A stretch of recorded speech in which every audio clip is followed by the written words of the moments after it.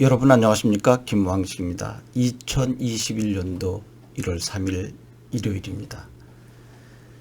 교육대 정시를 준비하는 수험생 그리고 학부모님들 걱정이 참으로 많은 것 같습니다. 오늘도 서너 통의 전화를 받았습니다. 가장 어려워하는 부분이 면접 준비를 어떻게 준비해야 합니까? 라고 하는 것입니다. 수시를 준비한 학생들은 고등학교 입학하면서부터 교육들을 생각했기 때문에 자기소개서나 면접 준비를 충실히 했습니다. 그러나 정시를 준비하는 학생들은 원래부터 교대를 생각한 학생도 있었지만 중간에 바뀐 학생들, 또 성적이 교대와 맞아서 지원한 학생들, 다양하고 또 변화된 모습을 보여주고 있습니다. 그런데 오늘 전화를 주신 세 분의 어머님들께서는 부모님의 생각과 자녀의 생각이 많이 다르니 이 생각을 어떻게 좁혔으면 좋겠습니까? 라고 하는 문의였습니다. 저는 이 부분에 대해서 충분히 공감하고 있습니다. 학생들은 교대를 생각하지 않았는데 부모님들께서 안정된 직장이고 더 나아가서 교육적 철학과 가치를 가지고 계신 부모님께서는 자녀가 그 길로 사명감을 갖고 가기를 원하십니다. 그러나 학생들은 정시를 보고 교대 점수가 어느 정도 되었기 때문이지 생각을 한 번도 해보지 않았던 것입니다. 사실 이 문제는 간단한 문제가 아닙니다. 학생이 진정으로 교사를 원하지 않는데 부모의 뜻에 따라 학생이 그 길로 간다면 교사가 되어서도 상당히 힘든 과정을 겪게 됩니다. 아니, 교사가 되기보다 교대에 들어가서도 힘든 과정을 겪게 됩니다. 저는 부모님께 말씀드렸습니다. 부모님께서 좀 더 차근차근 자녀와 대화를 나눴으면 좋겠다고요. 부모님께서 이러이러한 생각 때문에 자녀가 교대 갔으면 좋겠다라고 하는 것을 설득력 있게 말씀드리는 것도 매우 중요하고, 더 중요한 것은 자녀가 진정으로 교대를 생각하지 않는다면 왜 생각하고 있지 않는지를 존중하며 들어야 할 것입니다. 왜냐하면 학생들, 특히 여러분의 자녀들은 여러분과 대화할 시간 없이 12년 동안 나름대로의 수험 준비만 해온 경우이기 때문입니다.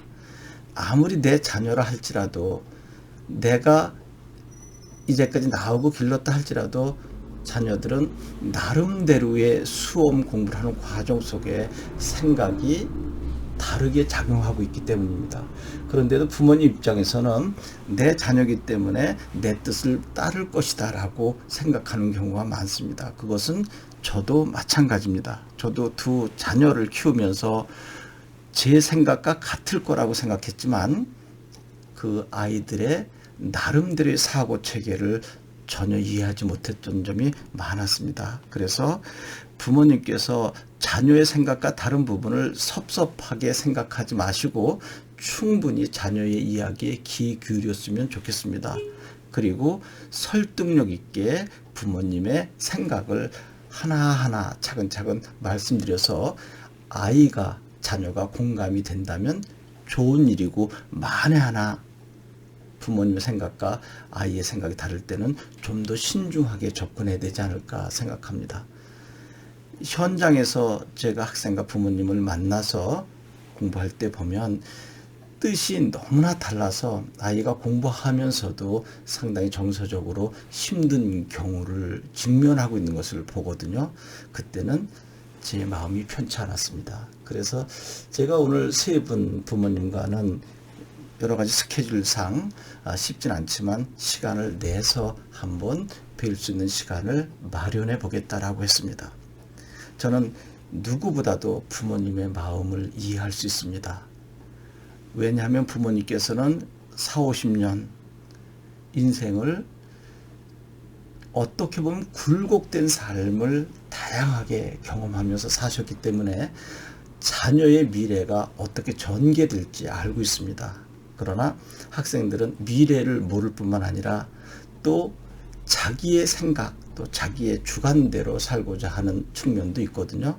그래서 이 부분들을 제가 도움이 된다면 충분히 함께 시간을 갖고 대화를 나눠드릴까라는 생각도 하고 있습니다. 그래서 오늘 상담하는 과정 속에서 이 부분은 대한민국에 계신 부모님들도 오늘 저와 세 분 통화하신 분과 일맥상통한 부분이 있을 것 같아서 영상을 올려봅니다. 절대로 여러분의 생각과 자녀의 생각이 다르다라고 해서 화를 내시거나 또 여러분의 주장을 견강부회해서는 결코 안 된다고 생각이 듭니다. 먼저 자녀의 생각을 경청하는 것이 좋습니다. 충분히 자녀가 이야기하면 그것을 듣고 부모님께서 차근차근 응대하는 것이 가장 좋은 방법이 아닌가 생각합니다. 그리고 언제든지 저에게 전화를 주십시오.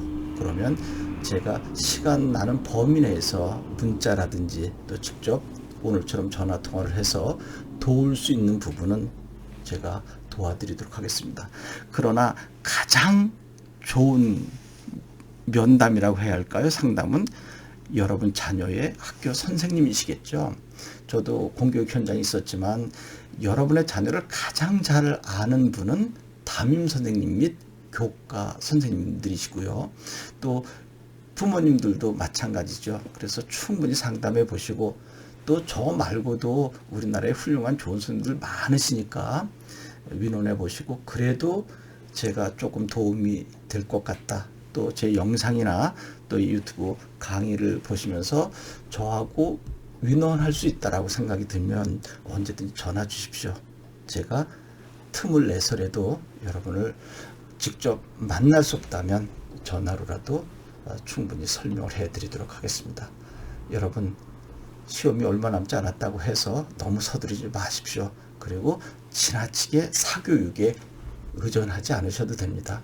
천천히 차근차근 또박또박 준비해 나가고 또 중요한 것은 여러분이 가고자 하는 교대 홈페이지를 잘 보시고 또 거기에 올라오는 글들 그리고 기출문제를 분석하면 어느 정도 방향을 잡지 않을까 하는 생각이 듭니다. 입시철만 되면 무조건 사교육을 받아야 된다.